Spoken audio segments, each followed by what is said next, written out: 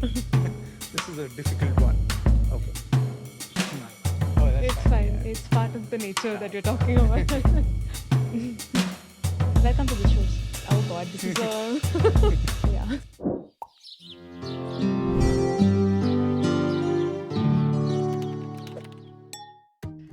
Frog songs and croaks have traditionally signaled the start of the rains in India.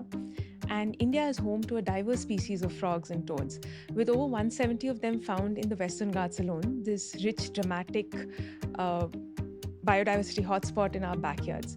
But a lot of the studies on frogs are often limited to the realm of identifying or classifying them, with very little attention paid to how they behave, what sounds they make, and what this could mean for our changing climate. Today on the Boring Climate podcast, we have Dr. K.S. Seshadri, an ecologist who works at the Ashoka Trust for Research in Ecology and the Environment. He looks at frog songs. He has also been part of research that has discovered and described new species. He'll talk to us about how frogs are indicators of our climate, our ecological health, and all the other things that they can tell us if we are listening. Welcome to the show. Thanks for having me here.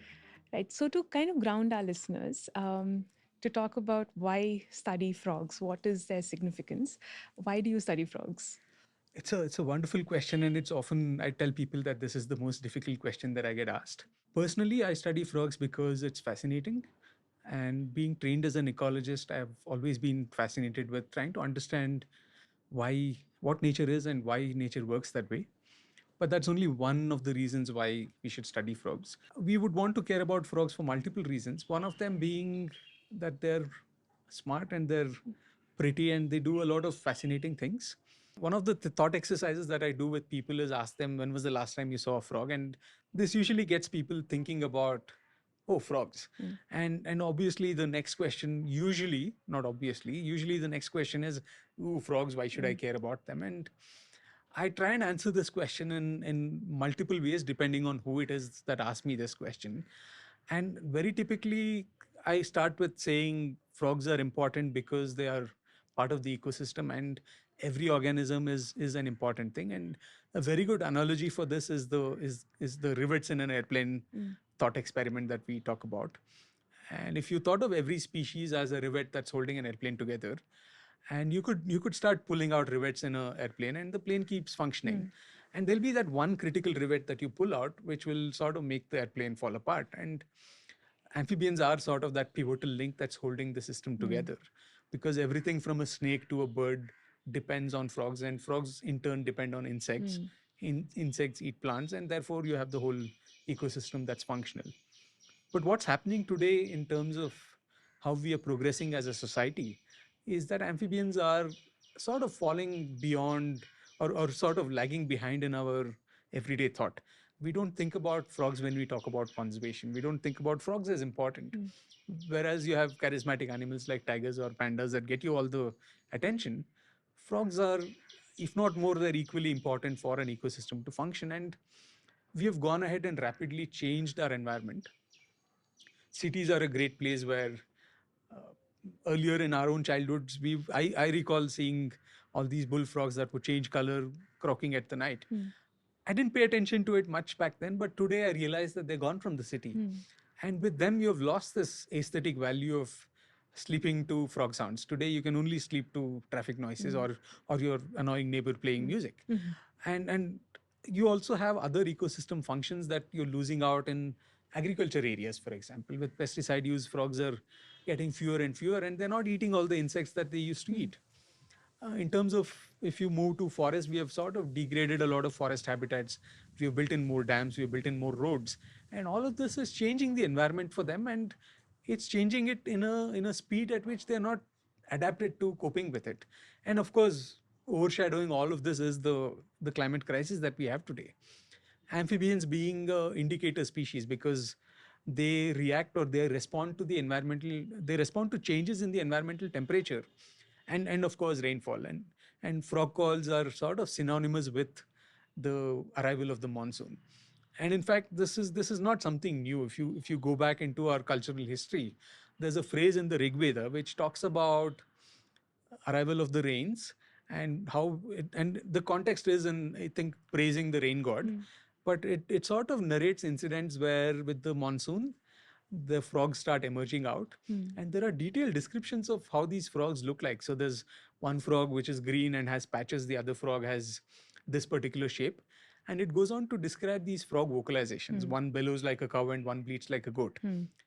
It's not something new that we are trying to bring back.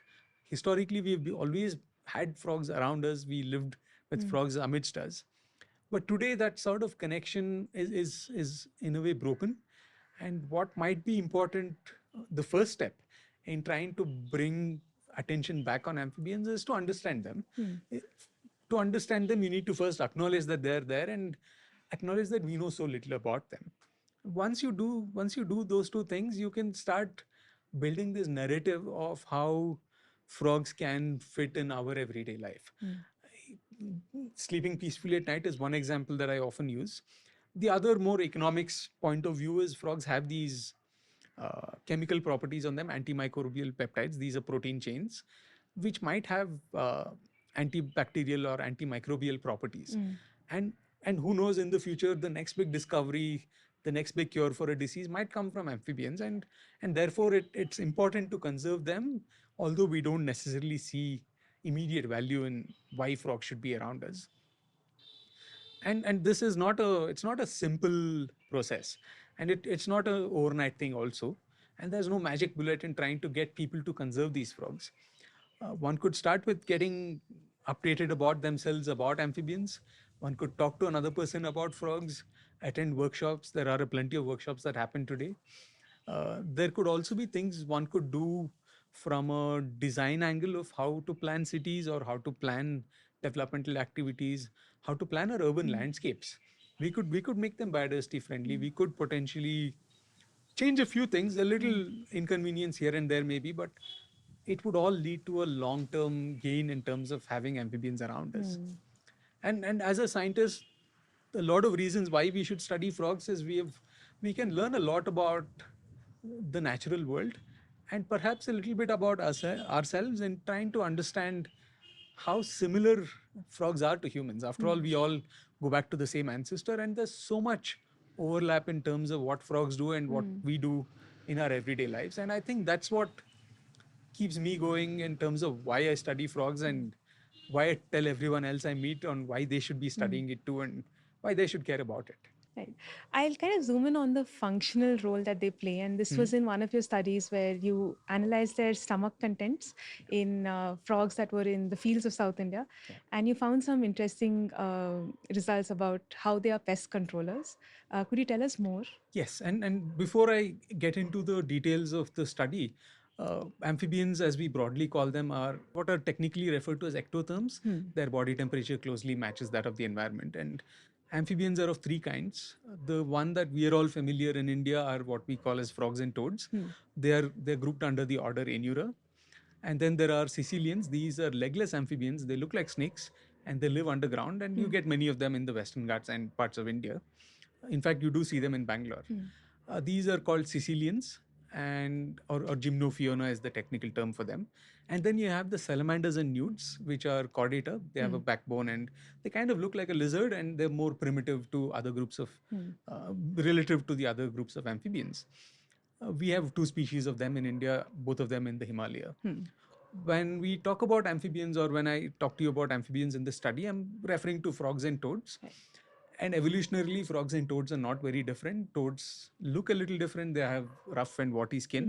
Hmm. They found more in dry habitats. But in general, inurans are organisms that lack a tail. That's what Hmm. the term inura Hmm. means. And in this study on frogs and looking at what they eat, we were interested in trying to understand the economic benefits of frogs in Hmm. agriculture fields. Okay. And if you look at rice paddy today, India used to be one of the leading cultivators of rice paddy, and much of India is still agrarian in the landscape. Hmm. And these agriculture fields are usually waterlogged, and when there's water, there's usually frogs.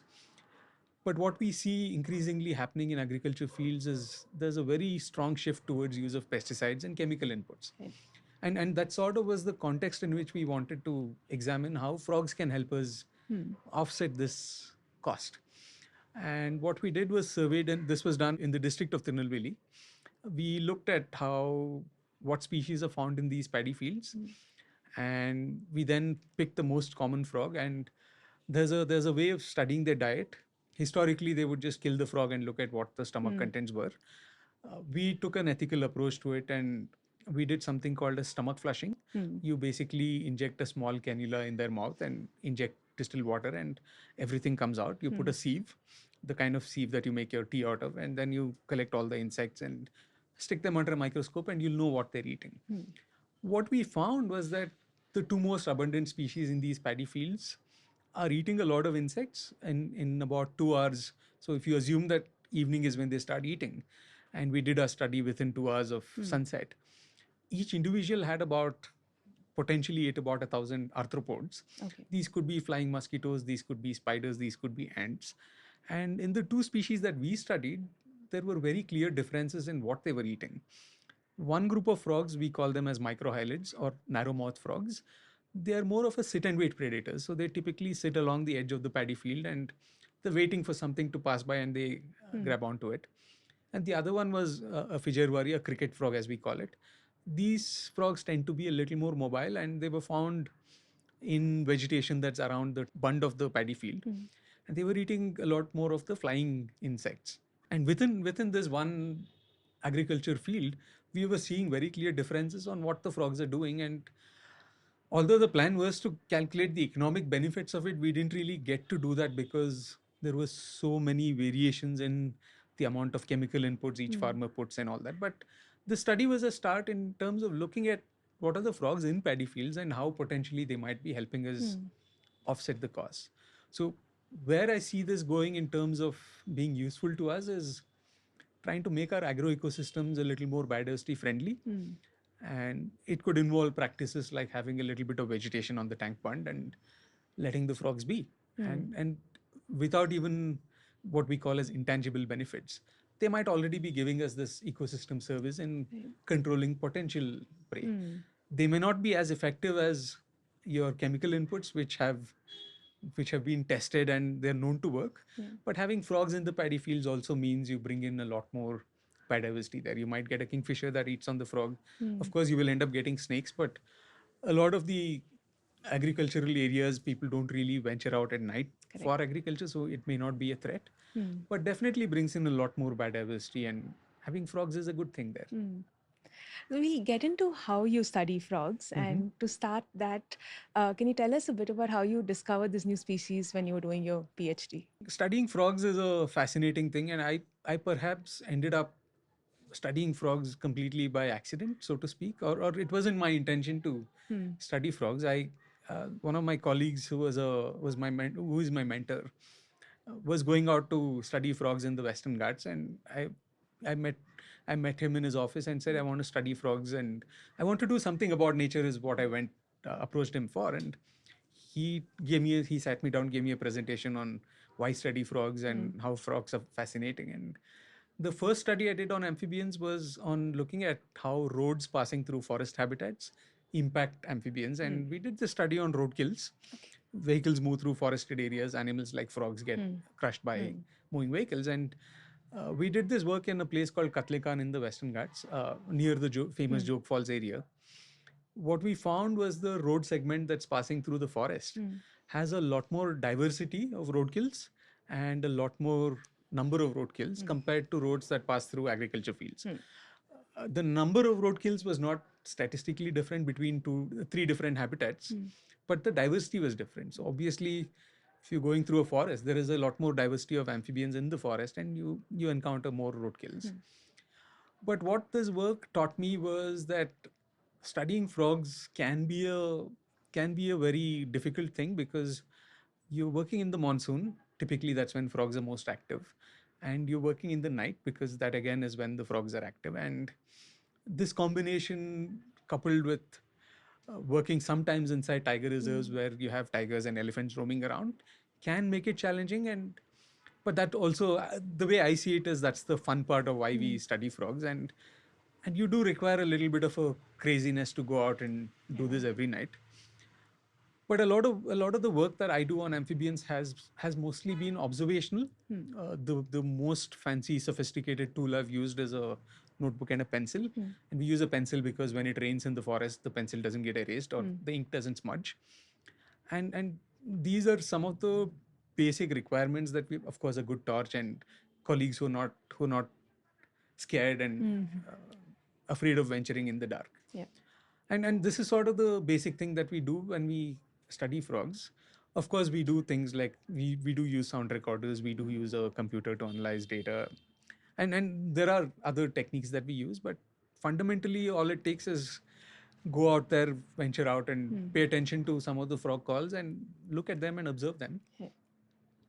And it is in this backdrop that we ended up describing a couple of species, and one of it was before I even started my PhD work.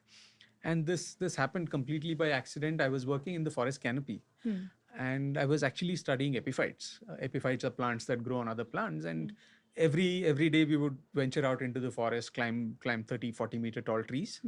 There's a specialized technique for it. We call them, it's called the single rope technique. It basically got a Jumar ascender and a harness that goes around your waist, and you sort of inch up yourself up the tree. And getting down is also a simple thing. We use a figure of 8 technique, which is a friction control device. And then you sort of zip down the rope. We were doing this day in, day out, studying plants. And as we approached monsoon, there was a time when we saw a frog jump off from the canopy and glide down into the forest. And that sort of made me think about, oh, wait, there are frogs here. And usually when it rains, it's very unsafe to be in the canopy. So we would never sample in the monsoon. And after I saw this frog, it was a little cloudy, and I decided to go back and put up sound recorders. Okay. We just got these devices called it's an automated sound recorder, and we just got them from abroad. From one of my colleagues, Dr. Ganesh had gone to a conference, and he had brought these back, and we decided to set them up in the canopy, and we let it record for a few days, and we had all these calls of different creatures singing. And the next problem was that we didn't know what they were. While we had all these recordings, we didn't know what they were, and there was only one way to figure that out, and it was to go back into the forest canopy at night and sit there with a camera and a recorder and wait for a frog to call and follow the sound, and then make videos, take pictures of it, and observe them. We did this for a few nights, and the first night that we did this, we realized how crazy an idea it was. It started to pour, and usually we hear the saying, if a tree falls in the forest, nobody knows. I'd like to point out that it's a lie, because when we were up in the canopy, there was, and lightning strikes are a very common thing that happen in the forest. And we saw lightning strike a tree nearby, and the tree collapsed, and it brought on a couple of trees with it. And there's no way you can not hear it. And while all this was happening, we were sitting there shivering in the rain. And the very first 10 minutes of us sitting in the canopy, we found a frog, which we didn't know what it was. And later we figured out that this was a new species, and which is what we ended up describing. We named it after the local landscape where it was found, called the Raorchesters Kakachi. Kakachi is the location where we saw the animal, and Raorchesters is the group of frogs. And once we see what the frog is in the field or take photographs, there's usually a process that's involved. You make specimens of the animal that you see. All of this has to be cleared by an ethics committee that oversees the work. You bring the specimens back, you measure them, you take out DNA from them, and then you run some analysis to see how they're genetically related with other frogs that are there. Right. There are repositories where you can compare museum specimens. There's also a repository for the genetic data. These days, we use something called as an integrative taxonomic approach, which involves not only measurements, requires the use of genetics, it also uses acoustics. Because each species has its own kind of calls. You can compare different calls and be able to say, because of these characters, this species is different. So that process itself can take anywhere between 6 months to a year, depending on how many species you have and how quickly you're able to work on it. That's just one story of how we ended up describing a species. The other two stories are much more fun, I think, and they sort of were more of a happenstance. And one of them, what we call as Microhyla laterite, was a frog that was found in the Manipal area in Karnataka. And this discovery happened from a person called Ramit, who is not a scientist, who was studying in Manipal. he had a project on conserving the laterite rock formations in Mm. the area, and he sent us a video recording, I think an audio clip of something that sounded like zzz, Mm. zzz. And Dr. Gururaj, who I used to work with, who I still work with, and I listened to the call and we were like, no, it sounds like an insect. And he sort of brushed it under the carpet. But Ramit was persistent. Next monsoon, he sent us more calls. And this time, he sent a video of a frog calling. We were like, okay, this looks something interesting. So I hopped on a bus and went to Manipal. And he took me to the place in just outskirts of Manipal. And there was the frog. And it was still making this buzzing kind of a noise. And we did this process, studied the call, and we ended up describing it as a new species called Microhala lamprey. At the same time, he also took me to another paddy field, and a couple of months before this happened, we were again in the Western Ghats in a place called near Kundapur. One of our colleagues, C.R. Naik, who's a forest officer, he's an old colleague of ours, and we went to his house to meet him. And he played a call on his phone that sounded like what we call as the white-breasted kingfisher. It's a bird that we see typically around cities also. And both Guru and I were there, and we were like, "Hey, Naik, what is this? You don't even know your birds." And so we sort of made fun of it and said, "No, it's not a frog." But Naik, being Naik, was very persistent. The same evening, he went to the field and recorded a video this time. It showed a frog that's vocalizing, and the call sounds exactly like that of a kingfisher. And again, I hopped on the bus and went back to his house and stayed with him. And we did this work. We collected these specimens, and this the laterite frog that I mentioned is a really tiny one, about half the size of my thumb. And this one that the Naik had recorded was sort of the size of my palm. Very, very distinct, different genera. We came back, we worked on it, and realized that people had genetically they had collected this population of frogs, but everybody had misidentified it as one of the common frogs that is known as the pond frog. Euplictus is the genus, and Hexadactylus is the pond frog. Hexadactyla means six finger, and it doesn't have a six finger, but it has a tubercle that looks like it. People had collected from the same area but had misidentified it. So now we had this mystery of trying to correct some of the older mistakes. And we knew that this was not Hexadactylus, which was described in the 1800s from Pondicherry. So we had to go to Pondicherry and collect specimens of Hexadactylus and then make comparisons to show that what we're getting, what we're calling Hexadactylus is actually not Hexadactylus. And in this case, we decided to name it as Euplictus Karaavali. Mm. Karaavali being the Kannada name for the coastal region, which is where Right. these frogs are found.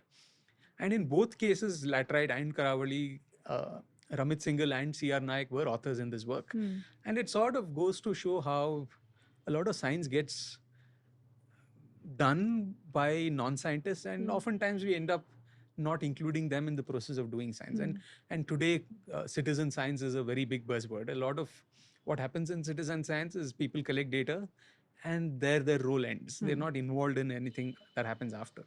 And in these two cases, while we described the frogs as something new, we were also able to sort of push that envelope and say, look, you can involve people. And Nayak, I think, was really fascinated with how we did this work, and he went on to continue working on frogs. Okay. Ramit has moved on from amphibians to continue his work on birds, and so it's sort of, the point is, I think the process of discovery itself is not linear, and it need not come from the scientists. So in the Right. first species, it came from me, but in both the other cases, it was someone else bringing it to our attention and say, hey, what do you think this is? And Right.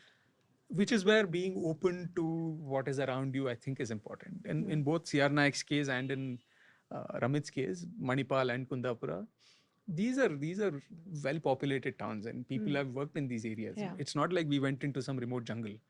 It's just that these guys were paying attention to what was around them, and that itself is, I think, the first step in trying to understand frogs, and sort of leads to why study frogs. Right. Yeah. Would it be right to say that in all three cases, the acoustic, the sound that you recorded was a key factor in determining that it could be a new species? Potentially, yes. And again, using an integrative taxonomic approach, Right. acoustics is a fundamental thing. And in all three cases, it was the sound that first got our attention. And that's another line of work that I've been doing, is to try and understand frog sounds. I mentioned about setting up these recorders in the forest canopy, and this was way back in 2009, 2010, when earlier prior to this, the only recorder that people would do is with magnetic tapes and cassette tapes and put recorders out there. With the advent of this automated sound recording technology, we've gone leaps and bounds, and almost every other person in today's ecology environment domain uses acoustic devices and monitors sound. But what we still don't really know is there's no clear database on what frogs sound like. So this we realized was a very big gap from having spent a few nights in the canopy. We knew this was a gap, and many years later a bunch of us came together and developed this compact disc, which is out of fashion now. But we have the CD, and we called it Manduka Vani. It was also clever wordplay on Manduka being frog and Vani being the sound. And this was a compilation of, I think, 50 or 60 species of common frogs in the Western Ghats, and these were clippings of the sound, and somebody read out the name, and we played the call. And this idea was to promote people to pay attention, to look at what is around them. Micrixalis elegans, elegant dancing frog.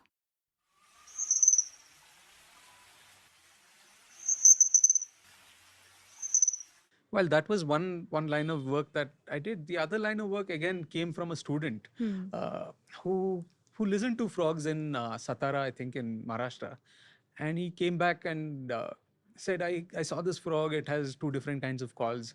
It's making this call now, and then when there's another male here, it's making another call. And Anand, one of my colleagues, and the student and I had a meeting, and we decided, okay, let's go study this.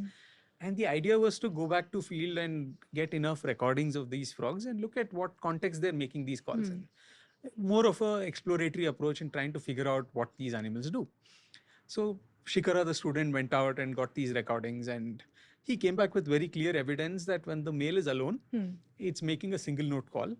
And if there's another male within a certain radius of this frog, it's adding another note to the call.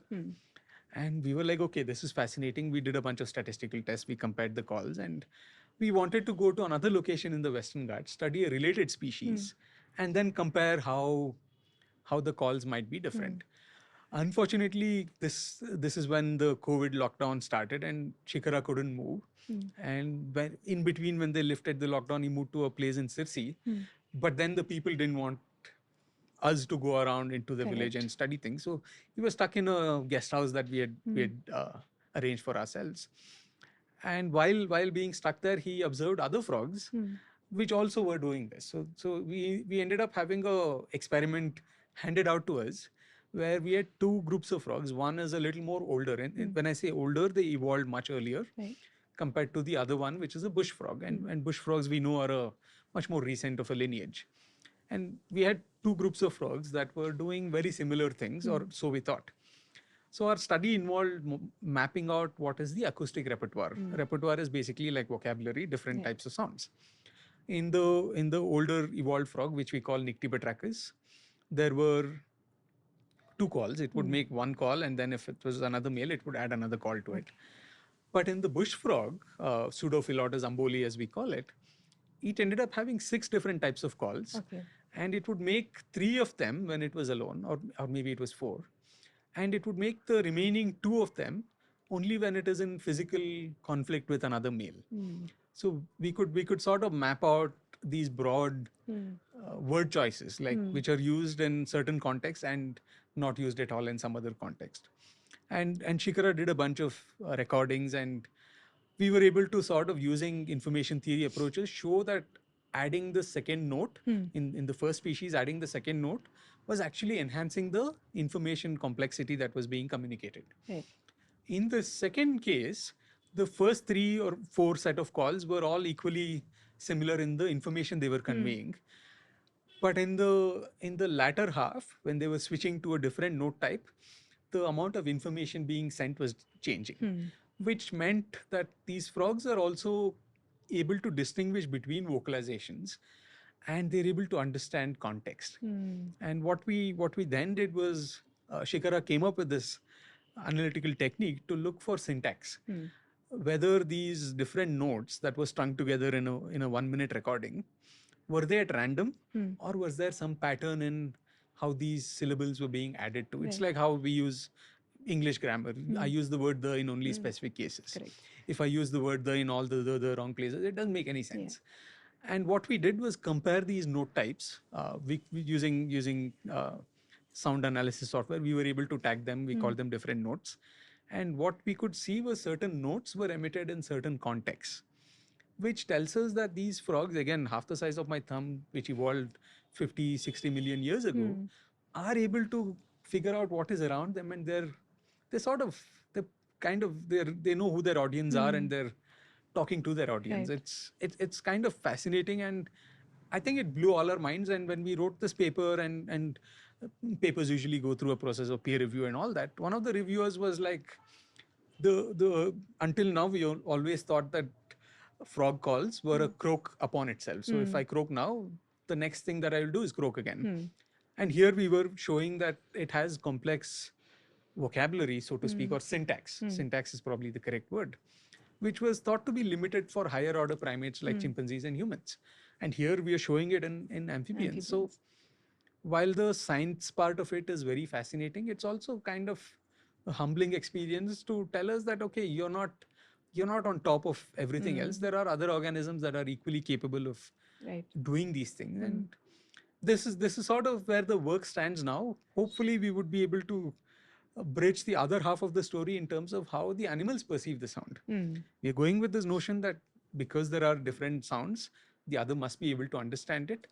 What remains to be seen is to actually check if they're able to do it, and there are very clear experiments that one could do with it. And hopefully we'll get more students along who will be crazy enough to go out to the forest with a recorder and observe these things. Right. You mentioned the Mandokwani CD. Could you tell us maybe some of the most interesting sounds that you recorded in that collection? This is a very good question, and it brings me back to the first time I did field work. And this was with Dr. Gururaja in Katlekan. And while we walked into the forest, I'd never worked in the forest at night. I'd worked a lot in the daytime on wildlife in the forest, but nighttime was the first. So I sort of went with my like gumboot, not even gumboots, like ankle length shoes and stuff. And we walked in, and first 5 minutes, everything was soaking wet. And I don't think it dried for the next 10 days. And while we were walking through this trail, and you could hear the stream, and we sort of heard this frog call, and I'm really bad at imitating it. It sounds like a whistle. Okay. And I was like, okay, who is whistling in this forest and this time of the night? And the guru was like, oh, that's a frog. And turns out this is a frog that later got identified as Nyctibatrachus jog. It's named after the jog area. And this frog is fascinating. It's brown. It's about the size of my index finger, and has vocal sacs on the side. Okay. And it sort of goes like two. And, that's the best I can do, but it's very unlike a frog. And Okay. Nyctibatrachus joke, joke night frog.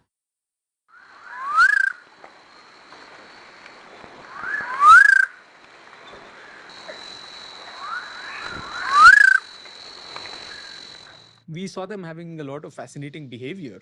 These frogs sort of breed on leaves, so they lay eggs on leaves, and the eggs hatch as tadpoles and fall into water. While doing all this, the male usually hangs around with it, and the male keeps calling. And usually in frogs, it's the males that vocalize. Females generally tend to be silent. They do make some sounds, but they're not the most vocal of the two sexes. And males vocalize for a variety of reasons. One could be just to mark their territory, one could be to advertise to the female saying, I'm here, or it could be to defend territories, which is what we saw in the Pseudophilodus amboli, which has 6 different note types.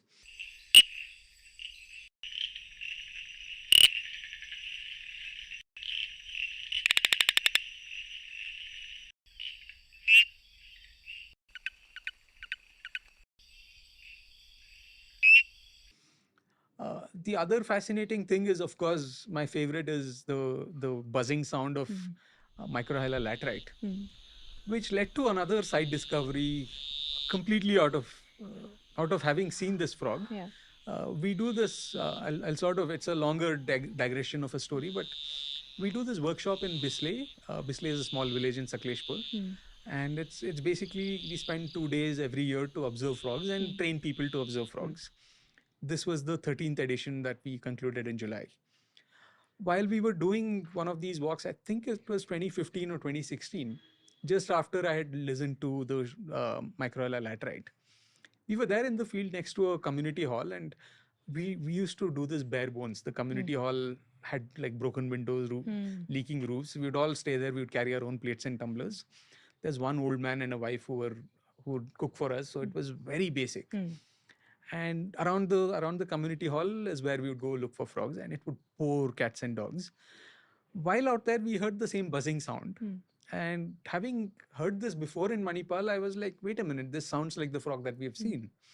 And we went looking for it, and we realized they were everywhere. When we looked at the frog, it looked slightly different from what we had seen in Manipal. And at that point, we ignored it. We didn't really think about it much, but we recorded the calls and we took a lot of photographs. We came back and checked with the frog that we found in Manipal, and the calls were very different. Okay. And the frogs also looked very different. So another colleague of mine went back there. We got specimens, we got DNA from it. And when we compared, turned out that this was a species that was described, I think, in the 1999 or 2000 from the Biligiri Rangan Hills in Karnataka. Okay. And it is named after the Sholiga tribe. Okay. It's called Microhyla sholigari. Unfortunately, when they had described the frog, it was based on very few specimens and the description was not complete. Okay. So we didn't really know whether the frog we have is actually sholigari or not. And which meant we had to go back to BR Hills. We went and looked at those frogs, got recordings from there, and now we had material to compare with. Turns out that the Microhyla sholigari, which was thought to be endemic to BR Hills, was found all over the Western Ghats. And when we compared the records that we had, the field notes we had, and observations, photographs, everything, the geographic range went from 200 square kilometers to maybe around 2000. Wow. I might be wrong on the numbers, but it's found as far as north of Bangalore to all the way in Madikeri and even Sirsi. So this again was a instance where sounds helped us figure out what the frogs were and led to a discovery of its own. We ended up redescribing the species with new specimens, color photographs, and call recordings. So in future, if anybody goes out looking for these frogs, they now know what they're looking at. Right. And some of these are anecdotal stories that went into making of Mandukovani as well. Right. So we'll move into the climate aspect of your work. And in a recent publication, you and your co-authors spoke about, actually had this very descriptive matrix where you showed how different variables in climate affect how frogs behave and survive. Can you tell us more about that? Yep. So the connection of frogs and climate is a very ancient one, I think. And a lot of people think of amphibians as indicators of the climate. And today we know that climate change is for real. Although we might call it global warming, global cooling, more rainfall, less rainfall, things have changed. And things have changed at an unprecedented rate, which animals may not have the ability to cope with. And that sort of sets our context for why we should be studying about amphibians in the context of climate change. A lot of the work I do on amphibians doesn't necessarily directly link to the climate part of it, but has direct consequences on how frogs might be or might not be able to cope with climate change. And the publication that you talk about is part of the what is called as the Amphibian Conservation Action Plan. This is something that gets updated every couple of years. And in this, we wrote a chapter on how climate can affect amphibians and how the book chapter itself was an attempt to sort of get a sense of what has been done in this field and identify what are the pathways that we should be taking. And one of the things we I think highlight in the paper also is getting the natural history information right about amphibians. We have frogs, we have the climate changing, but we still are not very sure of how these two interact, and things like temperature profiles changing that can really impact amphibians. In fact, if due to climate change there's more rainfall, it might actually help amphibians in the short term because there's more resource for them to breed. But there could be other challenges, the downscaling effects where you might not have enough resources in terms of food. That might actually affect them at a much later pace. Right. Amphibians also are operating typically they operate in a narrow or a broad thermal window. We call it thermal tolerance, critical temperature maxima and minima. That's again one of the things we highlight in the paper on how studying those things are important. There was a paper that came out earlier this year which sort of put on a global map. It put out all the studies that have data on thermal tolerance of amphibians. And currently there are, I think, around 8,000 species, 8,000 to 8,500 species, depends on who you ask. Of the big number of species, only about 600 species is what we have thermal tolerance information on. And that's a very small proportion of the global amphibian diversity Yeah. that's out there. And the map is very interesting because it shows a big gap in India. We don't really have any study so far that has tried to measure what's the tolerance limits for these amphibians. Those are ways in which we should be progressing. And some of my ongoing work looks at determining thermal tolerance from an urbanization context, and also about how elevation, altitude, rainfall, all these parameters Right. might affect the amphibians that are there, and how they might be vulnerable to climate change. And this work is not so much from the climate science point of view, but in trying to come up with an index of what might be the species that are vulnerable, and what are the things that we might want to do to not push them outside of that envelope. And with frogs, despite all the complex lifestyles, all the fascinating things that some of the fascinating things I've told you about, their requirements still seem to be very simple. They might just need enough resources in terms of insects, some diversity or heterogeneity in where they live, and some sort of a connectivity where they can move between habitats. And those are really small requirements that one can actually go in and I don't want to use the word restoration here, but maybe we want to protect those kind of landscapes and introduce some of those landscape elements. And that might help amphibians cope with some of the impacts of climate change. The other aspect that we know affects amphibians is lack of connectivity. Today, we have the issue of climate change is a complex one.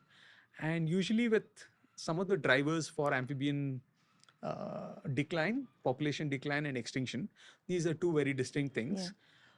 Some of them are multi-pronged approaches, and there's usually a synergistic effect of things. Things like destruction of the habitat degradation itself, uh, things like overuse of pesticides, things like temperature extremes occurring in certain areas, extreme temperature events. All of these have synergistic effects, and you'd not want to do a piecemeal approach to all of them, and you'd want to look at a holistic approach to try and protect them. And Right. those are some of the aspects we bring in the paper. An allied thing that we have also tried doing is very recently we had a grant from the India Bioscience, which is an organization that funds an outreach grant. We had a grant to bring in some education material about amphibians, bringing in all these complexities. And we sort of do this lecture every year in Bisley, which I told you about. And the inspiration for this game was basically because we were bored of giving the lecture again and again, and we said, okay, let's do away with this lecture and come up with a game which can help people understand all these nuances. And the game is called Hoppy Frog. It's a board game printed in a large 4x4 sheet, and it's borrowed or it's inspired from things like Snake and Ladder, Monopoly, and any other board game that we all grew up playing with. And it has a set of cards, and it has a bunch of boxes, 100 boxes on the board, and there are illustrations of what the threat could be, or what the good things for the frog could be. And the gameplay basically starts with a pawn. In this case, we make participants do their own frog using origami. Okay. They make their own frog, and the frog enters the game and progresses. And the idea is to showcase what it is to be a frog in a human dominated world. And in this game, we bring in elements of things that could be leading to extinction and things that could be leading to a decline. So for example, there could be roadkills, in which case the consequence is the frog goes back to start, or it goes back 10 steps. Or there could be things like heat extremes, which might hamper the animal to move further, so it might move only half the number of points that it gets on the dice. Or there could be lethal things like chytridiomycosis. Chytrid fungus, as we call it, is a lethal fungal infection that is wiping out amphibians world over. The frogs in their own home ranges, native frogs, for example, are tolerant to the fungus. The fungus is found in India, but the frogs in India seem to be okay with it. The problem happens when the fungus from another range comes in, and that causes devastation. So these could be extinction drivers. And usually, like the game has this nasty thing where at 98, If you fall there, you get chytrid infection and you go back to start. And Mm. we've played this game with more than about 1,500 people so far, Right. across different age groups. And there was a time when a school kid, probably fifth or sixth grade, managed to get past all the threats and came to 98 and had to go back to start. And you could really see Hmm. how emotionally they were connecting with them being the frog. The And frog. those are ways in which we are trying to, one part of it is writing those scientific Mm. articles that say this is where science should be done. The other is to also nudge people, use their emotions, and Mm. get them to Correct. care about get them to care about amphibians, Mm. and get them to worry about why one should Mm. study these frogs. Right. So the publications go in hand with some of the outreach work that we Right. have to do as Mm. scientists. Yeah. You earlier mentioned how frogs are indicators of ecological health. Anything in their behavior or acoustic, their vocalizing that indicates this changing climate?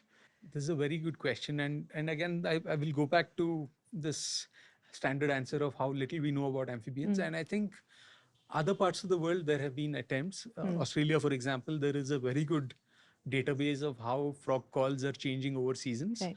and because frogs are vocalizing, you can tell different species Mm. based on their sounds. People are also able to keep track of when frogs are vocalizing, and Mm. this has a direct bearing on shifting monsoon patterns, for Right. example, or shifting resources. So Mm. lakes might be drier sooner Mm. compared to earlier, and so on. In India, unfortunately, we are still at a stage where we are documenting new species. Mm. And in terms of behavior, I think there's so little known about amphibians and their behavior. And one of the examples is, I usually give this example, which I studied for a part of my PhD work, was something called parental care. Mm. Just like how we take care of our offsprings or our parents took care of us, frogs also have this Mm. behavior called parental care. And it's a story that goes back to, I think, 2011 or 2012, when I was working in this place called the Kalakad Munduthurai Tiger Reserve. It's in the southern tip of Tamil Mm. Nadu. We live in a quarters that is in a dam site, Mm. and every night you have to go to a nearby tea estate to go have dinner, breakfast, and lunch. And one of the nights we were returning back from having dinner, and you cross a river called Manimutar, and there's a bridge, an old rickety bridge called the Wooden Bridge, built during the British era. You go past that, and then while we go past it, we stop and listen to observe wildlife. We Mm. stop and listen to things. And one of that nights we went into there's a small patch of bamboo, Mm. kind of the reed bamboo, the bamboo that they make flutes out of. They grow along the edges of streams, and we were looking for a particular species of a frog, which again is about half the size of my thumb. It's called Raorchestus chalazodes. Very little was known about this frog, and there was a rediscovery that was made from this area a couple Mm. of years before. In 2009, I think we rediscovered it. But the idea was to understand more about this frog, and we went there. And I had a camera and a torch, and two of my colleagues were there, and we saw this frog. It's a Mm. green colored frog, and it was on a bamboo clump, and it was struggling to go inside. There was a slit in the bamboo, and the frog sort of did a lot of circus and got Mm. in, and Mm. we were really excited about it.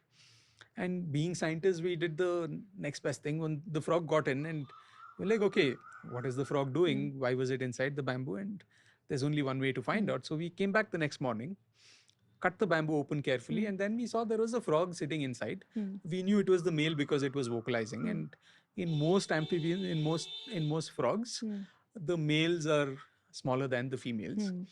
And when we cut it open, we saw there was this frog sitting with the eggs in the bamboo, Okay. and there was no water. And back then, I didn't know so much about amphibians, and we're all wondering, okay, what is happening here? Why is there a frog in the bamboo? Why is it sitting with these eggs? So we carefully put it back together, and every night after that, we came back and checked what was happening to these eggs. And we found that these eggs, couple of days later, 8 to 10 days later, I think, the eggs hatched into baby froglets. Okay. And we were really fascinated. And this was a time when in the field station, there was no internet, there was no phone call, nothing. So there's nothing you could do apart from make observations. We came back to Bangalore, and I started reading about it and spoke to my colleagues. And we found that there was another species called Raorchestus chalazodes, Raorchestus oaklandre, sorry, also does the same thing. It was in fact described from inside a bamboo reed Okay. in Kerala, and it does very similar behavior. And that's when I also learned that frogs have something called as direct development, where about half of all the frogs that we know today, half of all amphibians actually, they undergo this process of direct development where they skip the tadpole stage. Okay. And in textbooks, we all learn that amphibians are animals that live on land and water, and nothing can be farther from the truth than that. Amphibians are basically, the word amphibians comes from amphibios, which means two life stages. And here you have a group of frogs that skip the tadpole stage, and they have something called direct development. And next couple of years I spent trying to observe them, trying to get a sense of what they're doing inside. And this, by this time, I'd gotten into a PhD program, and I was talking to my supervisor, David Bickford, whose work was done in Papua New Guinea. He had studied parental care in frogs, and he had discovered a new behavior of parental care. And we got talking, and I exchanged notes with him, and he said, "This is fascinating. You could do a PhD on this," and so on. But then when I started compiling my notes, we realized that this behavior was not described. In amphibians, there's so much diversity of reproductive behavior that we organize them into what are called reproductive modes. A reproductive mode basically has three things. One is where the eggs are laid, on a leaf, under a leaf, in the soil, in the water, and so on. Okay. What kind of eggs are laid, direct developing, non-direct developing, and whether there is parental care or not, whether it's the male parental care, the female parental care, or both. And using this combination, there were some 43 different reproductive modes. And there's one book where you can refer to all of this. And I started comparing my notes, and it didn't fit with anything. So I ran up to David's office and I said, "Hey, look, I think this is fascinating." And he didn't believe me, so he said, "Let's look at it together." And we made sure that, and then we're like, "Oh yeah, wait, this is a new behavior." And again, out of having to go out, have dinner, we had ended up discovering a new reproductive behavior on amphibians, and we described this as a new behavior as well. But what was still missing in this story is what kind of a parental care is it? It's the male sitting with the eggs. We assumed it was parental care, but you also need to show evidence that this is actually helping the offspring survive better. And what we call as adaptive significance. Any behavior would have evolved to further the fitness of something. So humans, the opposable thumb helped us grip things. So in this case, we had hoped to see evidence of whether parental care, the male parental care, actually has benefits. And the only way to do this is to do experiments in the field, inside a bamboo reed, in the forest, in a tiger reserve. And you could not cut the bamboo open because you would disturb the habitat. And I spent a couple of months trying to figure out how to do it. And while I was back in Singapore attending coursework and all, I went into a hardware shop and asked them for a pipe inspection camera. And one of the ladies in the shop said, "You won't get the sophisticated one, but here's a smaller, simpler one, but you need a laptop to connect it to." So I used that. It had a light source and sort of thinner than my little finger. And using this, you could insert it into the pipe and look at what the frogs were doing. And like, great new toy. And I came back to India, and we went to the field, and for the first time we could see what was happening inside the bamboo without killing the animal or disturbing the habitat. And that work took me about 1,000 nights of observation, trying to see what the frogs are doing inside. Turns out these males are attending to the eggs, and by egg attendance I mean the male will sit on the eggs, or they sit next to the eggs, and they probably also are urinating on the eggs and keeping them moist. One, it keeps it moist, and it might also be spreading some of the antimicrobial peptides, antifungals that the frogs produce on the eggs. And maybe that's why the frog eggs are hatching inside. And then we did this. Then I did this experiment with my colleagues, and we randomly removed a bunch of males from the eggs, and in the other half we didn't do anything. And basically every night go and check what was going on inside. Our expectation was that the number of offsprings would be higher when the male is present. And if the male is removed, you're removing parental care, and therefore mortality should increase. And we found an 80% increase, 78 to 80% increase in mortality when you removed the male. And then we were left with this next question of why is the mortality happening? And because we were doing this once every night, we could not see what was going on for the rest of the time. And suddenly you'd see eggs missing. One night we got lucky, and there was another male. We knew this was a treatment where we had removed the male. There was another male that had come in, and we got the male out, and we could see there were 4 eggs in the male stomach, and the 4 eggs were missing. And that's when we realized that there could be other males of the same species that are vocalizing around the bamboo habitat. They might be going in and trying to eat. Maybe they're taking over these territories, and they see eggs and they see food and they eat them. And that sort of showed how predation, and we are still calling it predation, is again a driver for the evolution of parental care. This we know from other groups of taxa. And Ed Wilson, who is no more, had written this book on sociobiology in 1975. And he had identified predation as a driver for evolution of parental care. And while we did all this work, the other big mystery, which I'm sure you're also wondering, is how do these frogs get into the bamboo? And turns out there is a squirrel that goes around nibbling on the bamboo, and the frogs somehow find these cavities. And if you imagine my arm as the bamboo, it has an internode here and internode there. The frogs usually enter the bamboo via cavities that are towards the base, and they go in the legs on top. If it's the other way around, rainwater goes in and the eggs drown. Flush. Yeah. So the frogs are again doing all this fascinating behavior. What we also did was, when we put the endoscope in to look at what was going on inside, we also inserted a temperature probe. It turns out inside the bamboo, the humidity was about 90 to 95% higher compared to outside. And the temperatures were up to 2 degrees cooler inside. And now, where does all this link back to your question on climate change is, we don't really know what the operative temperatures are for these frogs. And we don't know what the consequence of climate change will be.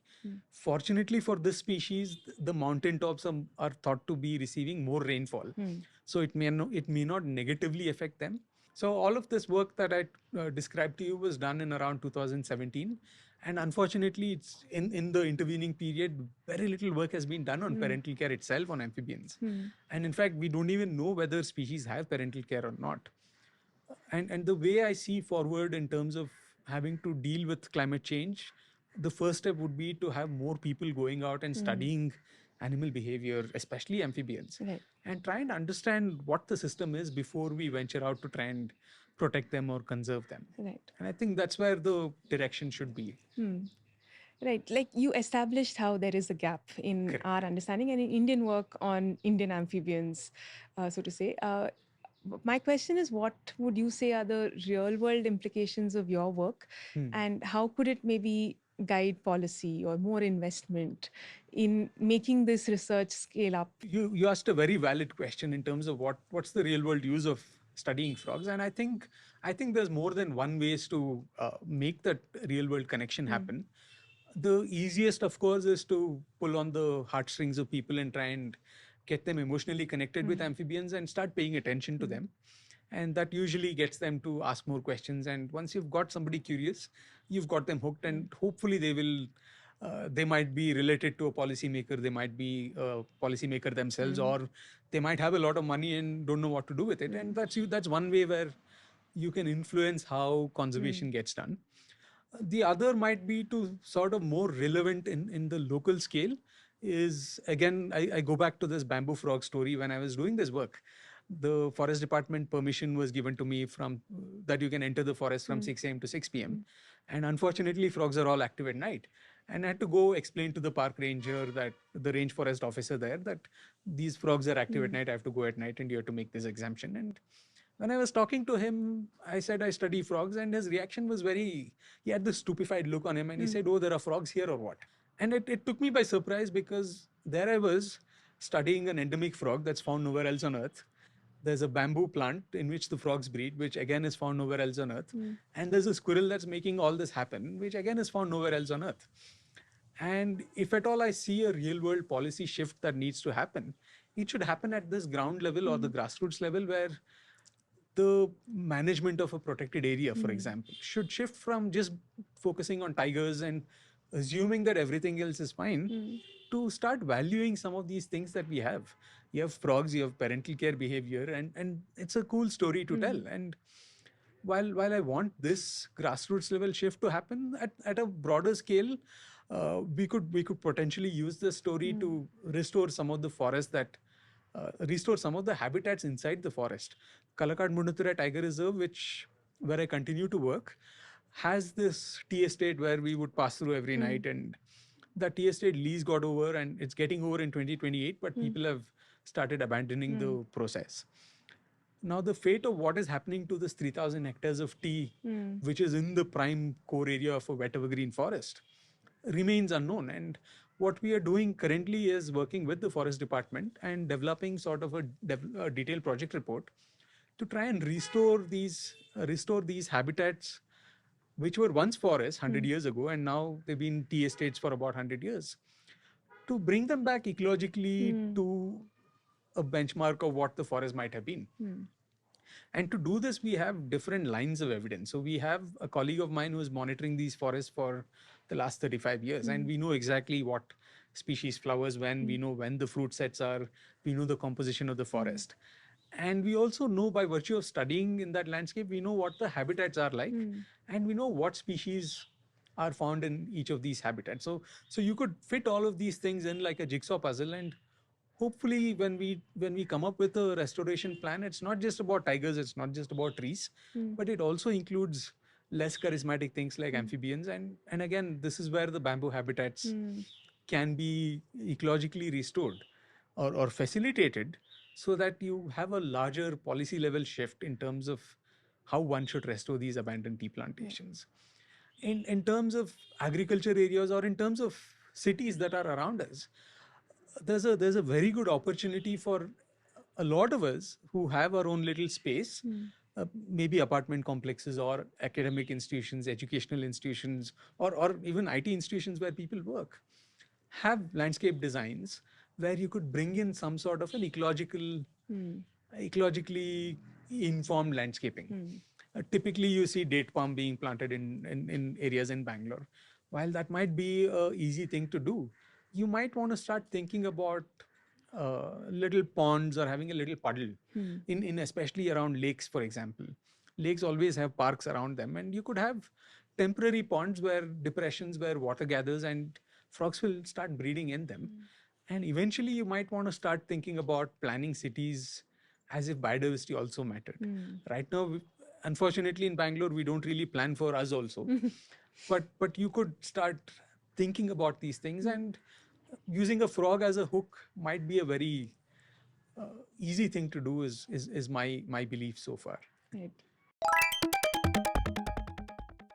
Your favorite frog song and the name of the species and how it sounds. By virtue of studying the bamboo breeding frog, it's the Raochestus oaklandre. Sorry, Raochestus chalazodes. Oaklandre is the other species. It sort of goes like kee kitty kitty kitty kitty kitty kitty kee kitty kitty kitty kitty. And I did this thing once where I sat and counted per minute how many times they call. Close to some 13 or 14 times a minute. Okay. And they call through the night. So for a frog half the size of my thumb, it's phenomenal effort. Right. The biggest climate threat to frogs. The biggest climate threat to frogs, I think, is human ignorance. We don't care enough about frogs, and that sort of intellectual climate needs to change. AI or analog, which works better for decoding frog songs? AI can be useful, but you still need someone doing the groundwork. And there is, with using AI, and I'm having done both, I think AI takes away the joy of all your misadventures in the field, which is why I do field ecology. The most challenging habitat you have worked in? The most challenging habitat is probably the city of Bangalore, where we had to go out at night and study frogs, and it was very scary and very eerie. Like you would not find anyone in a city, and like there was always this fear of encountering something or someone, and that not going well. In the forest, you know what your animals are and you know how they'll behave. With humans in the city is where we have always been scared. If you had all the funding you needed, what is that one conservation question you'd want to address? Wow, this is this is a difficult one. I would focus on two sides of the problem. One is to understand how fascinating the natural world is, and focus on trying to rub that passion off or that fascination off to other people. That's probably where I would focus on if I had all the money in the world with me. Right. Yeah. Thank you so much for this insightful conversation. Thank you for having me.